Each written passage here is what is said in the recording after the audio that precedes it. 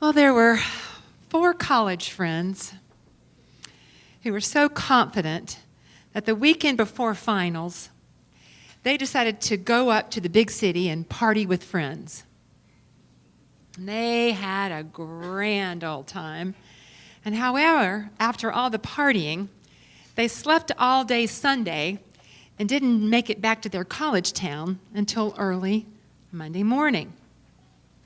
And rather than taking the final then, they decided to find their professor after the final and explain to them why they missed it.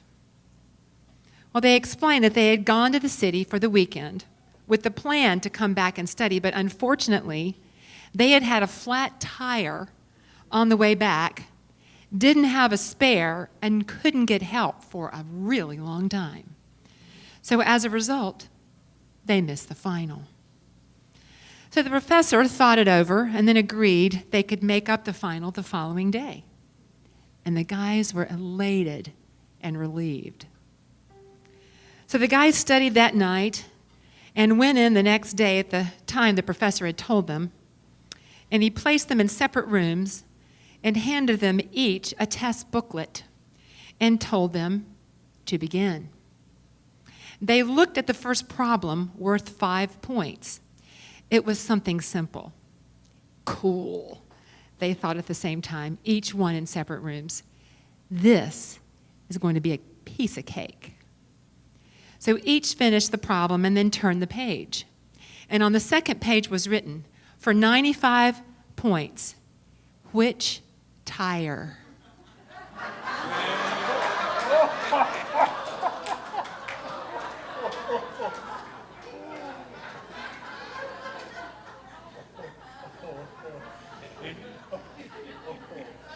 Life does teach us, doesn't it? All right.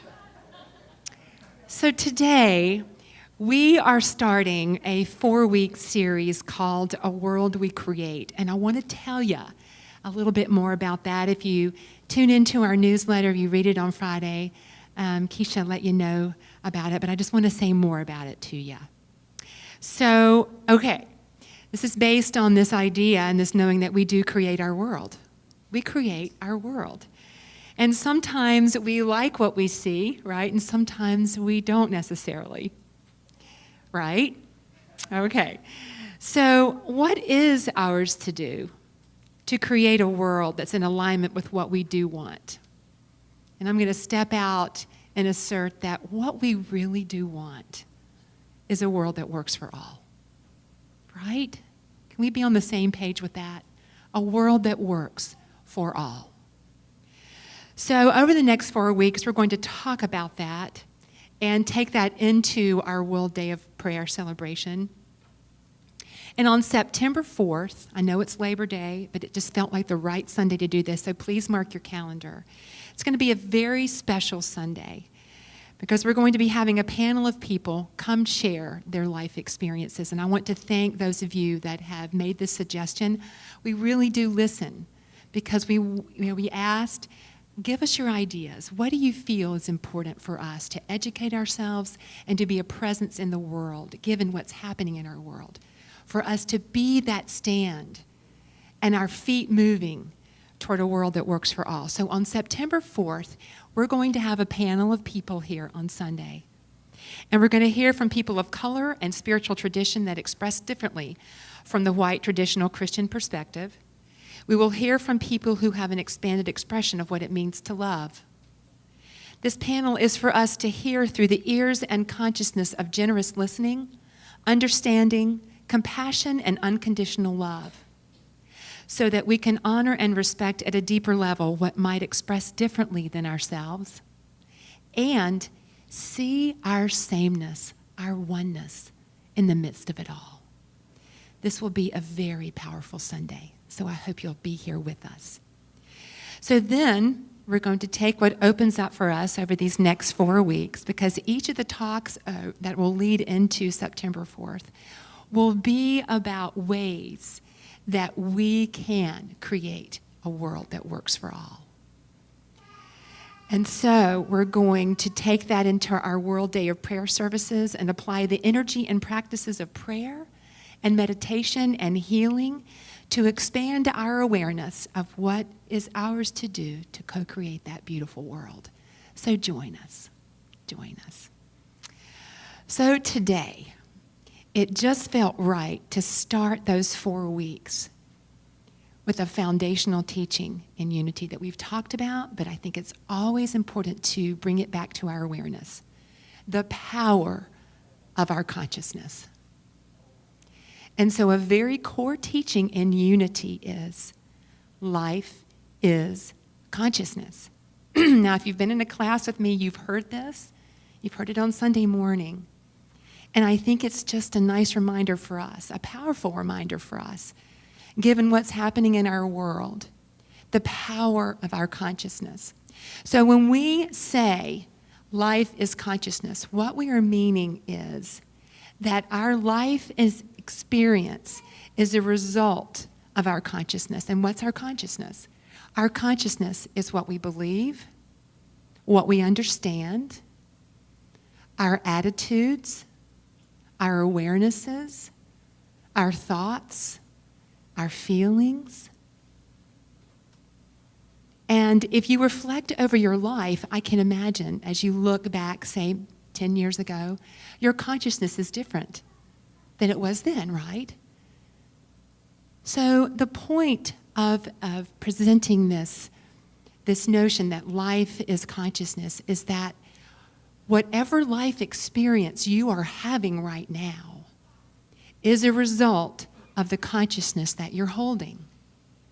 And the beautiful thing about that, folks, is if we don't always like what we see, if we don't always resonate truly at the core of our being with what we're experiencing, we can shift it. We can shift it through raising our consciousness. And what we know is that a great teacher, just like those boys with the professor, life teaches us, doesn't it? Life is a great teacher. And I have a story about that. There was a man who went to his spiritual teacher and complained that an auto mechanic had just ripped him off for $500. The mechanic had charged him that much for repairing his car, but his car still didn't work. And the man had had a feeling that he shouldn't have taken the car to him, and he was wishing in that moment that he had listened to his intuition. We can probably relate to that, can't we? So the spiritual teacher said to him, "If I told you about a seminar that would help you learn how to connect with your inner guidance, so much so that you would be sure to follow it the next time it spoke to you, and the tuition for that seminar was $500, would you attend?" He said, "Why, yes, I would." And the spiritual teacher then said, "Then be glad that you just took that exact seminar without having to sit in a classroom for an entire weekend to learn it." Folks, we are enrolled in Life University. We are, and every day we are taught by the people we meet, the experiences we have, and the choices that we make. And one of my favorite authors and speakers, Alan Cohen, said this. He said he went to a counselor who told him, "Every experience in life is either to be enjoyed or learned from. Everyone is your teacher.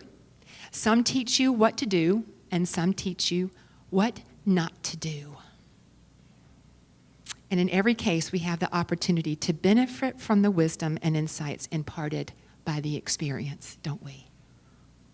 Yeah, we have the opportunity to expand what we know and what maybe we could have done.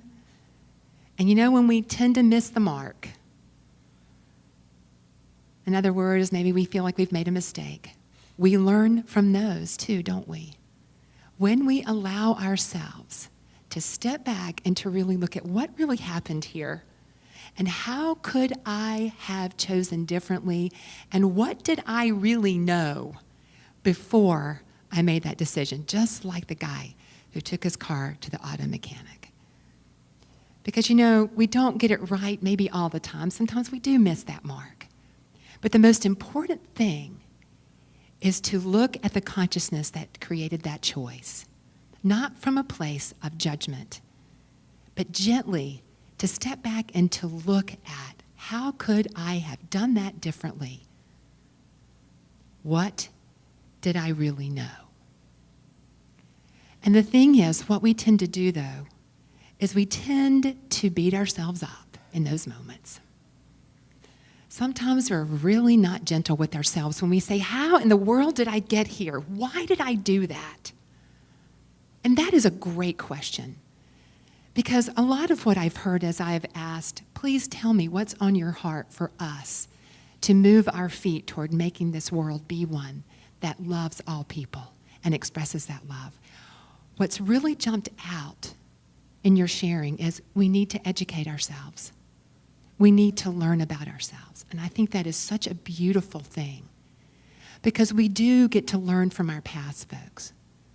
We get to learn and we get to look, what are the mistakes that we've made? Maybe how have we missed the mark in the past through extending to each other or loving each other or maybe not loving enough or maybe I should have said that differently or I should have acted a little bit more from my knowing of what I am. But see, that's the opportunity. We don't want to stay parked in the past. We want to learn from it and we want to bring it to this now moment so that we can make conscious choices. We can raise our consciousness. Because, folks, this is the thing.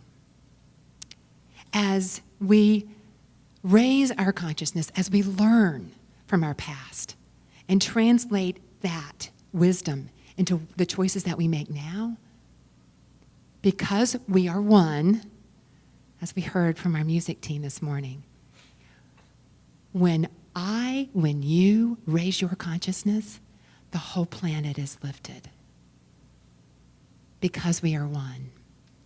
And one of my favorite verses from the book of John that Jesus shared said this, "And I, when I am lifted up from the earth, will draw all people to myself."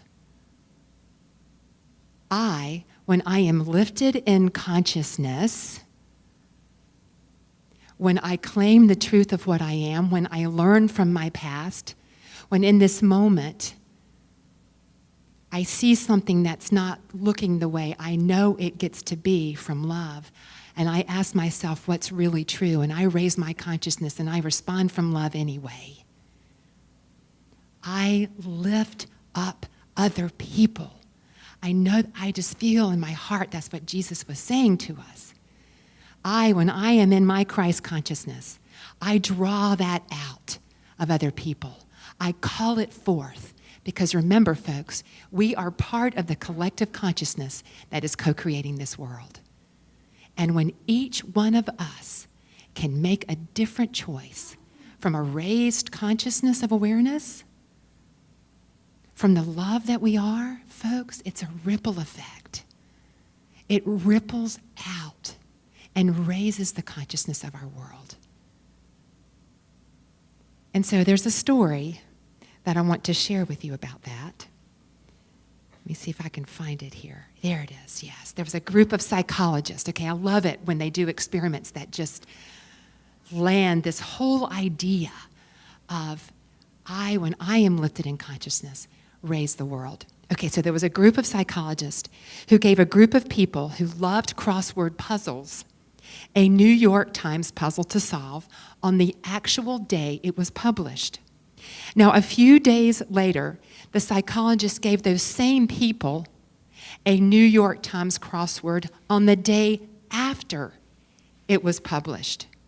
And although they had not seen that puzzle, there was a 20% improvement in their skill level. What do you think of that? See, what these results demonstrated was the power of mass consciousness to exponentially shift and expand results. This phenomenon is called a watershed or the tipping point or the 100th monkey. Have you heard of the 100th monkey story? No. Many of you have heard about the monkeys. The monkeys that were given sweet potatoes and they got dirty in the sand on the island in which they lived. And they didn't like the sand. So one of them started washing their sweet potatoes. And over time, all the monkeys on the island started washing their sweet potatoes. This is the sweet and condensed version of the story. And then across the ocean, other monkeys started washing their sweet potatoes. So this is the power, folks. This is what we call the tipping point. And what I call, it's an idea that time has come. And we're it. And so the opportunity that we have as we look at our world and as we look at the news, look at all the ways that there is a belief in our world in separation, that when we say, wait a minute, no, we question that. What's really true? What's really true is that I am love and that person is love. This situation is calling for love, and I'm going to raise my consciousness, and I'm going to act from that awareness. And when I am lifted in my consciousness, lift the entire planet. That, my friends, is the power of consciousness. And I know we can raise it. We are raising it every time we become more aware and we choose from the truth of what we are. So this week, I just invite you, as you watch the news, if you choose to watch the news, because, you know, there was a spiritual teacher, and I might have shared this with you already, but I feel like I want to reiterate it. There's a spiritual teacher that taught, you know, she would never watch the news the day something came out. She would wait a couple of days because of all the fury of negativity and belief in separation. She just wanted to be mindful that she didn't get swept up in that. That's just her way of working with that. So I just invite you this week, as you're out in your life, and maybe somebody cuts you off on the Beltway, or you're watching politics on television, whatever it is, that you do so with a heightened awareness of what's true. And folks, it's just a call for prayer. It's a call for love. It's a call for us to know. It's a call for us to raise our consciousness and respond from the truth of what we are. And I know that we're up for it. We are. Are you with me? Because guess what? We create our world. And wow, what a sweet creation it will be as people like us say yes to love, to expressing all that we are consciously, to raising our consciousness, lifting the world. So let's affirm the truth together. We create our world. Yes, we do. All right.